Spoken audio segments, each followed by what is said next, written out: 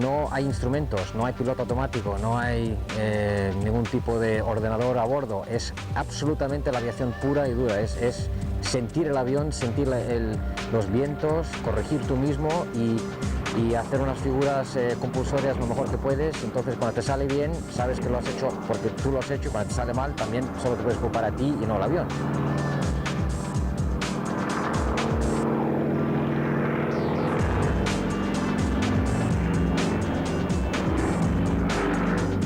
Lo que se trata es de evaluar la precisión en las maniobras, y esa está compuesta de 3 programas. Bueno, en realidad son 4. Un programa de calificación que todo el mundo tiene con anterioridad, unos 6 meses antes. El siguiente programa es un programa libre que cada uno se diseña con una normativa relativamente estricta. Y luego hay 2 programas desconocidos. El programa desconocido consiste en que cada país entrena unas maniobras en secreto, que se supone que son unas maniobras difíciles para el resto de los competidores. Lo que no puedes hacer es meter 45 y luego esperar muchísimo. Es una maniobra para ajustar al suelo, pero no tengo mucha velocidad.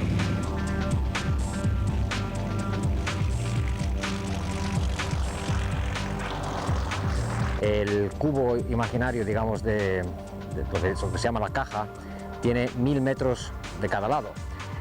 A 300 kilómetros por hora, si nos mantenemos nivelados, pasamos de un lado de la caja a la otra en 12 segundos.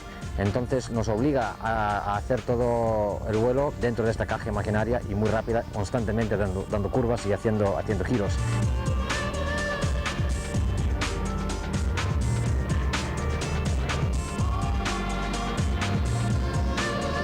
La principal tranquilidad es para el piloto, porque estás exclusivamente preocupado de las maniobras, de las alturas, de las velocidades.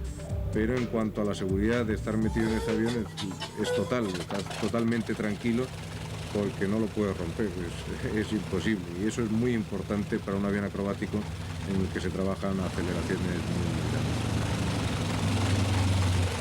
Los riesgos aquí se omiten totalmente, se hace cada día más seguro. Si no fuese seguro no estaría aquí, vamos.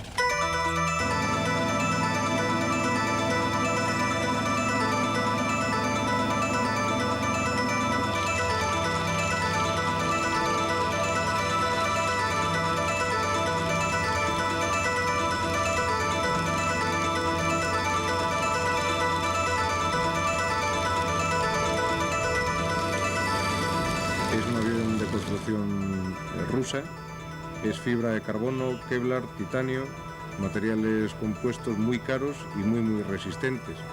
El motor es también un motor ruso, radial en estrella de 360 caballos y le da unas características de vuelo pues hasta hoy nunca vistas. Lo que hay básicamente aquí son las indicaciones del motor, las temperaturas de cilindros, las temperaturas del aceite, la presión de aceite, presión de motor, y lo que hay que hacer básicamente es mantener siempre las temperaturas dentro de lo normal. Después esto, claro, es el mando, que es básicamente el alabeo y la profundidad, y después con los pies el timón. Y como ves, el asiento está un poco inclinado porque el cuerpo se somete a Gs negativos y entonces muchas veces, como veráis, el avión anda inclinado, negativo, lo que sea. Entonces, cuando está inclinado el asiento, el cuerpo sufre un poco menos.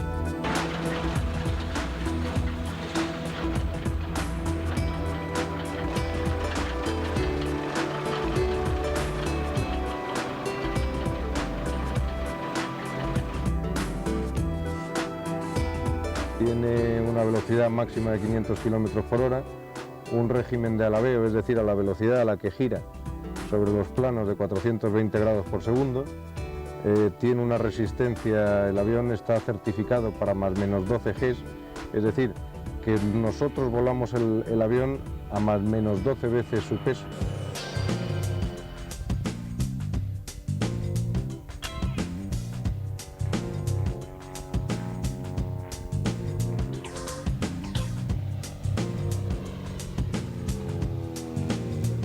Este tipo de aviación básicamente para hacerlo bien es cuestión de primero saber la teoría, que te lo expliquen bien, y después entrenar, entrenar y entrenar. Cuanto más trenes, mejor lo puedes hacer. Barreras, entrada en positivo, salida en positivo. 4-1. Número de perfecto. La preparación física y mental que requiere un piloto acrobático pues se asemeja bastante a la de cualquier otro deportista. Nosotros sobre todo tenemos que entrenar abdominales, son los músculos que más tenemos que trabajar, los paquetes musculares que más tenemos que trabajar son abdominales, porque nosotros tenemos que, durante los vuelos en los jets positivos, utilizamos los abdominales para evitar para bombear sangre al cerebro y no perder la visión.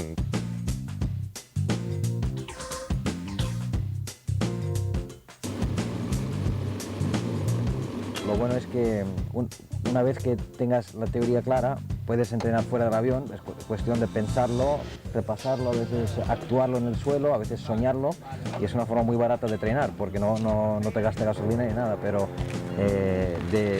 claramente los mejores pilotos son los que tienen mucho tiempo y mucha dedicación y claramente mucha habilidad para poder hacerlo. Entonces el treino es lo esencial y es el tiempo.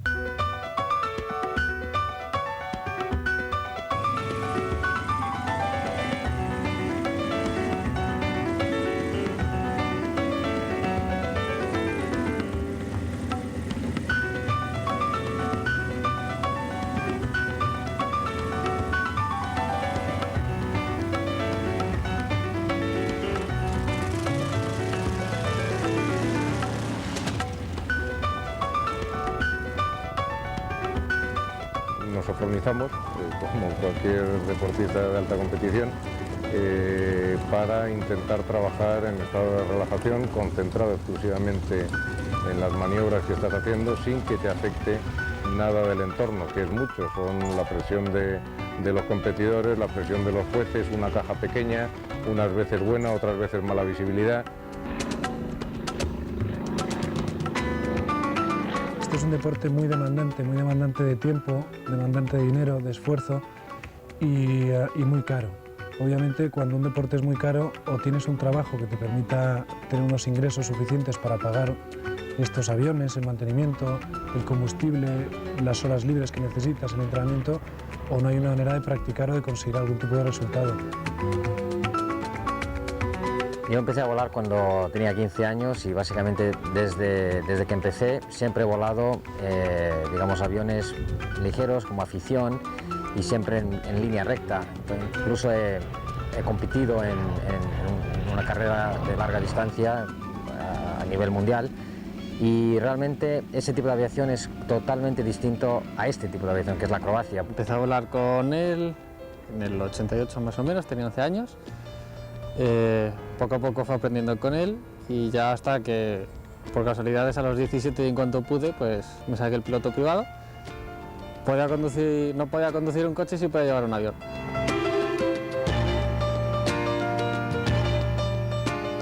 Yo diría que la relación entre los pilotos, no solo acrobáticos, sino de todas las categorías, es siempre muy buena.